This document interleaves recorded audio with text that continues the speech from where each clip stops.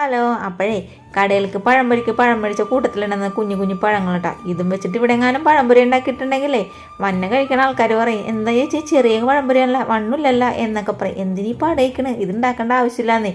ഞാൻ വിചാരിച്ചു ഇതും വെച്ചിട്ടല്ലേ സ്പൂൺ പഴംപൊരി ഉണ്ടാക്കാമെന്ന്.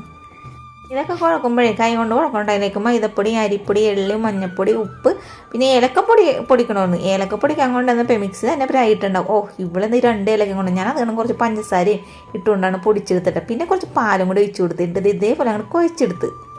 ഇത്തിരി സ്പീഡും തിരക്കും കൂടുതലുള്ള കാരണമേ ഞാൻ എന്ത് ചെയ്തെന്ന് അറിയാം, കുഴക്കൻ്റെ ഇടയിൽ എണ്ണ ചൂടാൻ വെച്ച് കൊടുത്തിട്ടുണ്ടായിരുന്നു. ഇത് ഇട്ടപ്പോൾ തന്നെ സാധനം പൊന്തി അങ്ങോട്ട് വന്നിട്ടാ. നല്ല സ്പോഞ്ചി ആയിട്ടുള്ള സ്പൂൺ പഴംപൊരി ഇവിടെ റെഡി ആയിട്ടുണ്ട്. അപ്പോൾ തന്നെ ഞാൻ എൻ്റെ അനിയത്തിനെ ഞാൻ വിളിക്കണേടി സ്പൂൺ പഴംപൊരി വേണമെന്ന് ചോദിച്ചാൽ അവൾ പോവാൻ യാത്രയാക്കണായിരുന്നേ. അങ്ങനെ ഞാനെൻ്റെ ചൂടോടുകൂടി അവളുടെ വായിലോട്ട് കൊണ്ട് വെച്ച് കൊടുത്തിട്ടാ. അവൾ കഴിക്കേണ്ട ഇടയിലും വായ കൊള്ളിയിട്ട് പറയണേ നല്ല ടേസ്റ്റ് ഉണ്ട്, എന്നാലും ചൂടാറിക്കഴിഞ്ഞാൽ കൂടുതൽ ടേസ്റ്റ് ഉണ്ടാവട്ടെ എന്നൊക്കെ പറഞ്ഞ് തള്ളുണ്ട്.